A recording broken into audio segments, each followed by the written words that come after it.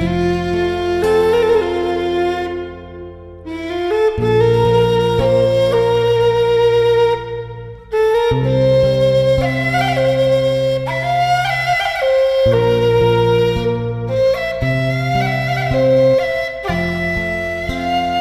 Sang Hyang Adi Budaya, Namo Buddhaya.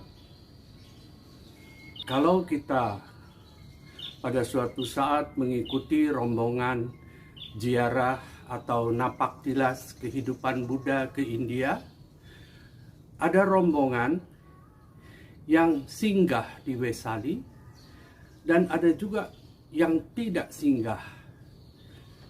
Kenapa mereka tidak singgah?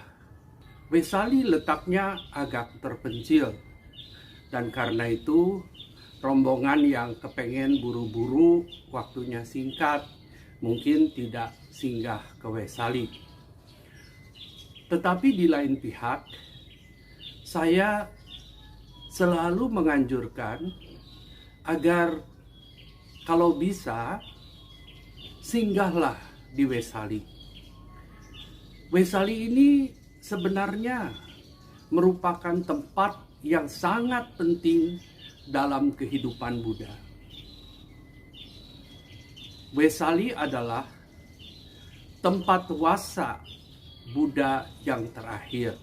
Selama wasa atau musim hujan di India, para anggota Sangha menetap di satu wihara dan tidak kemana-mana. Nah, di Kuta Garsala Wihara di Vesali, di sanalah Buddha memutuskan bahwa 3 bulan dari sekarang beliau akan parinibbana.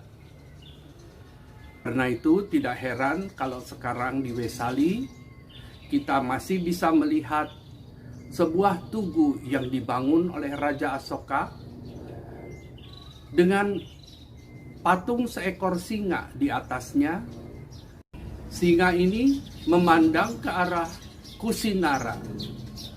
Karena dengan tugu dan patung itulah Asoka ingin melambangkan bahwa dari sini, dari Vesali ini, dari Kuta Garsala Wihara ini, Buddha berjalan sejauh 225 km menuju ke Kusinagar atau Kusinara sebagai tempat beliau mencapai Maha Parinibbana.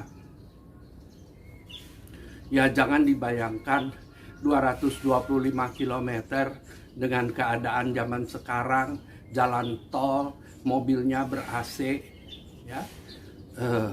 Pada waktu itu beliau berumur, ingat, 80 tahun, sudah sangat sepuh.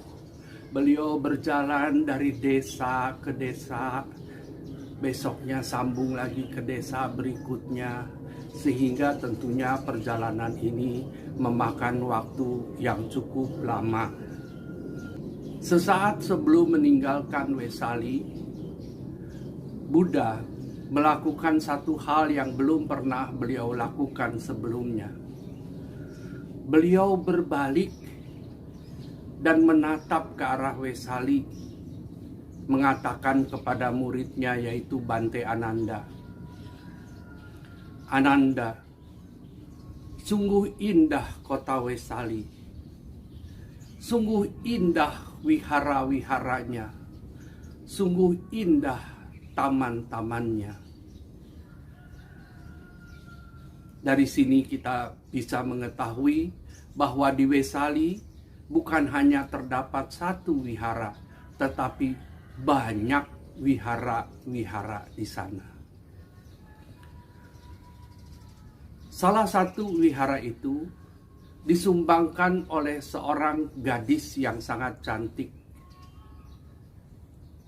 Beliau mempersembahkan hutan mangga miliknya kepada Buddha.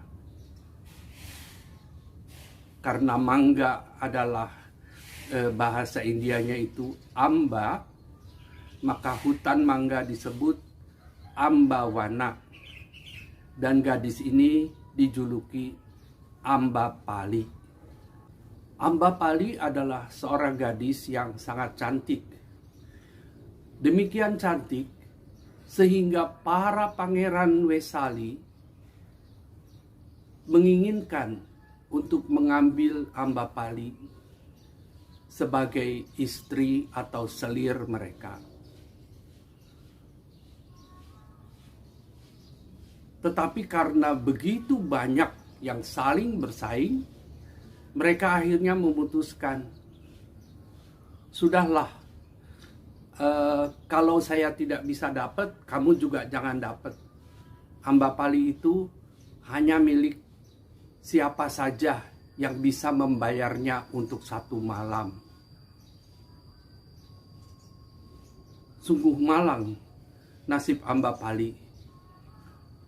Kecantikannya membuat ia dijadikan semacam piala bergilir oleh para pangeran Wesali.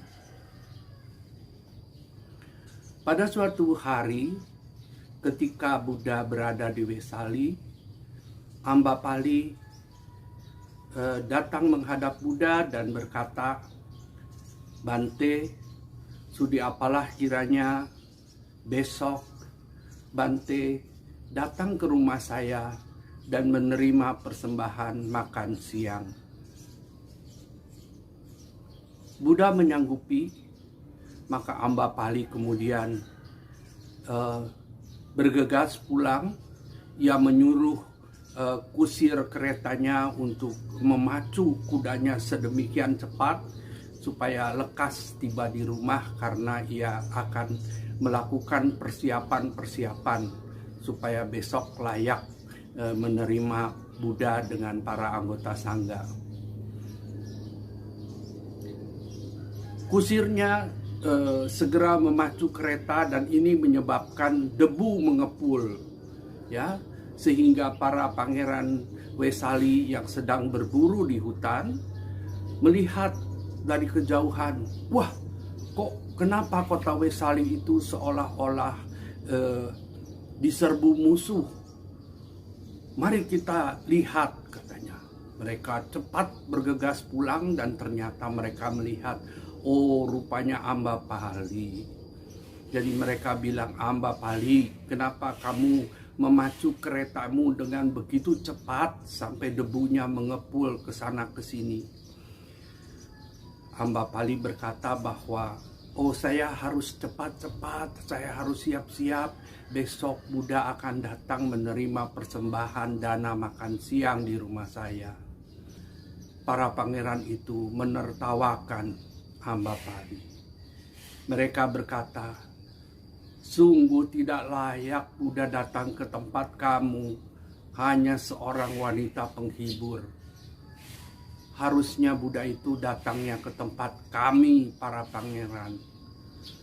Sudahlah, undangan itu saya beli berapapun harganya. Besok biarlah beliau datang ke rumah kami." Tetapi Ambapali menolak, mengatakan, "Dengan harga berapapun undangan ini tidak akan saya jual." Para pangeran itu merasa sangat malu. Dan ternyata benar, keesokan harinya Buddha datang ke rumah Ambapali, menerima persembahan makan siang, memberikan khotbah yang menyadarkan Ambapali mengenai ketidakkekalan segala sesuatu. Dan akhirnya Ambapali mempersembahkan hutan mangga miliknya, Ambawana, kepada sangga untuk dijadikan wihara. Dan Ambapali sendiri kemudian menjadi anggota sangga, menjadi bhikkhuni. Kalau kita melihat sejarah pembentukan sangga bhikkhuni juga berlangsung di kota Wesali. Pada mulanya Buddha menolak untuk menahbiskan bhikkhuni. Bante Ananda yang merasa kasihan menghadap Buddha dan berkata, "Bante, kalau seorang wanita melakukan latihan dengan sungguh-sungguh, apakah bisa mencapai tataran kesucian? Buddha mengatakan bisa. Maka kemudian Bante Ananda berkata lagi, kalau begitu, kenapa Bante menolak permohonan Ibunda Prajapati Gotami yang notabene adalah ibu pengasuh Bante sendiri sejak bayi sampai dewasa?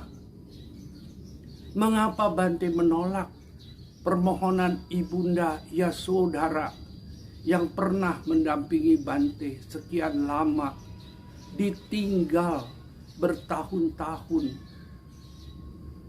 sampai mencapai kebebasan? Buddha mengatakan, baiklah Ananda, kalau para kaum wanita itu bersedia menerima syarat-syarat tambahan, maka mereka bisa ditabiskan sebagai bikuni. Tidak jauh dari Tugu Asoka terdapat sebuah stupa yang sangat besar yang dikenal sebagai Stupa Ananda, dan stupa ini didirikan oleh para bikuni di kota Vesali untuk mengenang jasa-jasa dari Bante Ananda. Pada bulan November tahun 2019 kemarin, saya berkesempatan mengantarkan guru kita yang mulia Bante Dharma Surya Bumi ke India dan juga mampir ke kota Vesali. Salah satu peristiwa yang terjadi juga di kota Vesali berhubungan dengan wabah penyakit. Latar belakang kebikuan Bante Dharma Surya Bumi dan juga bidang kedokteran yang beliau geluti menarik perhatian mengenai wabah ini. Dan kemudian sekembalinya di Indonesia memang juga terjadi wabah, sehingga pada saat peringatan detik-detik Wesak di Wihara Wimala Dharma, Yang Mulia Bante Surya Bumi memberikan khotbah mengenai suatu peristiwa yang terjadi di Vesali. Tidak banyak umat yang hadir. Karena itulah pengurus Wihara Wimala Dharma meminta saya untuk mengulangi apa isi khotbah Bante Dharma Surya Bumi. Saya sendiri tidak hadir, sehingga saya tidak tahu persis apa yang beliau katakan. Tetapi saya akan menceritakan latar belakang peristiwa yang terjadi.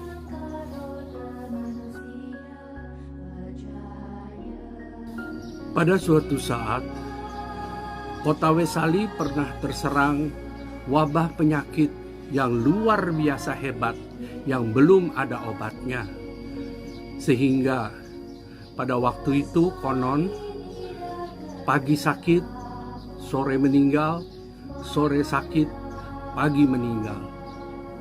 Demikian banyaknya orang yang mati karena wabah penyakit itu, sehingga di mana-mana jenazahnya membusuk, tidak sempat diurus dengan layak, sehingga menimbulkan malah bau yang menyengat, yang menyebabkan banyak makhluk-makhluk yang kurang baik, yang sifatnya negatif, yang menyenangi dengan bau seperti itu, datang ke Vesali.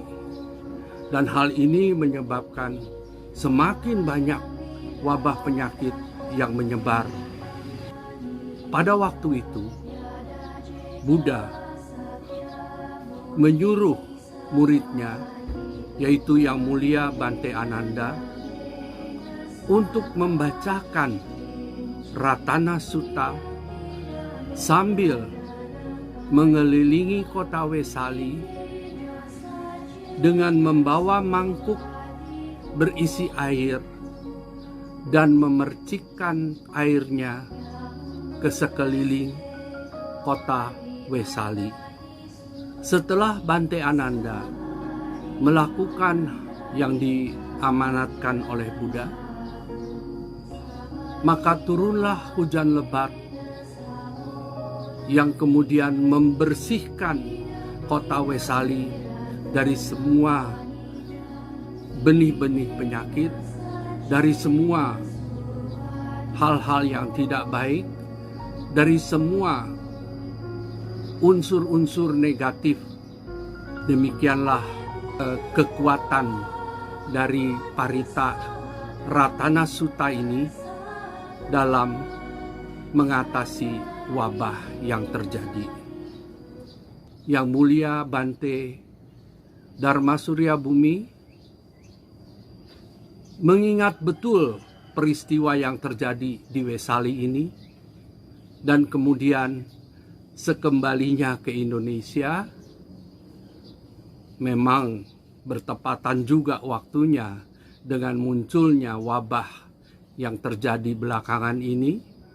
Maka pada saat peringatan detik-detik Wesak di Wihara Wimala Dharma, beliau mengulangi khotbah mengenai Ratana Sutta ini. Kini saya ajak kita semua untuk membacakan Ratana Sutta. Saya tahu bahwa terutama di kalangan umat Budayana, Ratana Sutta ini seringkali dinyanyikan, bukan dibacakan. Dinyanyikan, dan seringkali juga cuma bait ke-15, 16, dan 17. Sebenarnya Ratana Sutta itu hanya 14 bait. Bait yang terakhir yaitu 15, 16, dan 17 itu disabdakan oleh Dewa Saka sebagai pujian kepada Buddha, Dharma, dan Sangha. Karena Ratana Sutta itu isinya adalah menceritakan, menggambarkan, memaparkan keluhuran Buddha, Dhamma, dan Sangha. Nanti ada 3 hal yang bisa Anda pilih untuk dilakukan. Pertama, Anda bisa ikut membaca parita. Iramanya lambat sehingga mudah diikuti, dan nanti di layar akan ada teksnya, jadi bisa diikuti. Atau kalau Anda tidak mau membaca bahasa Palinya, di bagian atas layar ada terjemahan bahasa Indonesianya. Bisa dibaca dan direnungkan arti dan maknanya. Pilihan ketiga adalah kalau Anda tidak mau payah-payah membaca, ya tutup aja matanya, duduk dengan baik, dengarkan secara sungguh-sungguh. Karena ini akan menyentuh hati kita, ya, supaya kita bisa bertambah keyakinan terhadap Buddha, Dharma, dan Sangha. Keyakinan inilah yang akan membimbing kita selama masa pandemi ini, selama masa krisis ini. Namo Sang Hyang Adi Budaya, Namo Buddhaya.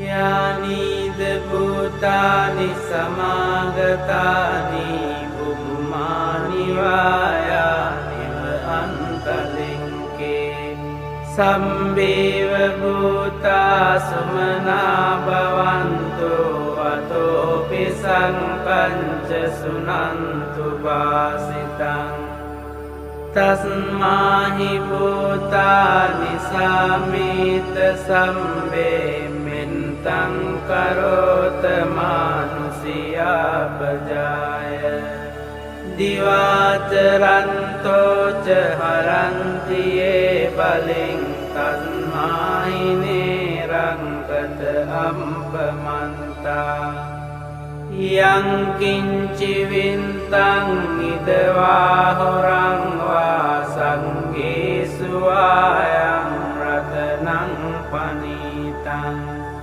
නනෝ සමං අන්ති තථාගතේන ඉදම්පි බුන්දේ රතනං පනීතං ඊතේන සංචේන සුවන්තියෝතෝ khayang viragang amatang panitang yadanjaga sankhya muni samahito natena dhammena samanti kinci idampi dhamme ratanang panitang etena sancena suwantiyoto yang bunda sento pariwanna isucing samadhimanantari mao samadhinatena samona vinjati idampi dhamme ratanang panitang etena sancena suwantiyoto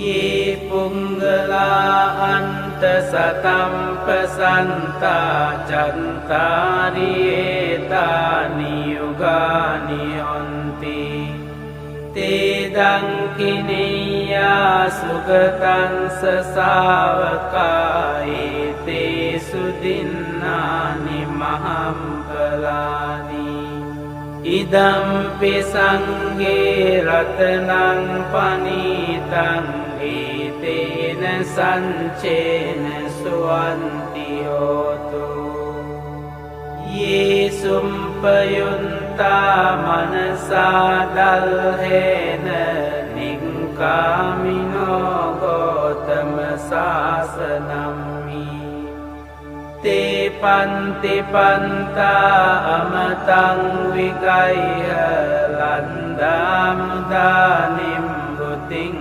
bunjamana idampi sanghe ratanang panitang etena sancena suwantiyoto yatinda kilo pataving sitosya chatumbiwate hiya sampakampiyo tatupamang sampurisang vadami yo ariya sancani avenca pansati idampi sanghe ratanang panitang etena sancena suwantiyoto ye ariya sancani vibhavayanti gambhira panyena sudesitani kincapi te honti pusampamantana te bawang antamang aliyanti idampi sanghe ratanang panitang etena sancena suwantiyoto sahavansa dansana sampadaya tayan sudamma jahita bhavanti sankaya dinti vicikincitanca silambatang vapiyatanti kinci catuha paye hicavimpamunto චචාබිටානානි අබම්බෝකාතුන් ඉදම්පි සංගේ රතනං පනීතං ඒතේන සංචේන සුවන්තියෝතු කිංචාපිසෝ කම්මං කරෝති පාපකං කායේන වාචා උදචේතසාවා අබම්බෝසෝ තංස පටිංචාදාය අබම්බතාදින්ට පදංස වුන්තා ඉදම්පි සංගේ රතනං පනීතං ඒතේන සංචේන සුවන්තියෝතු වනම්පගුම්බේ යතා පුන්සිතංගේ ගිම්හානමාසේ පටමන්මින්ගිම්හේ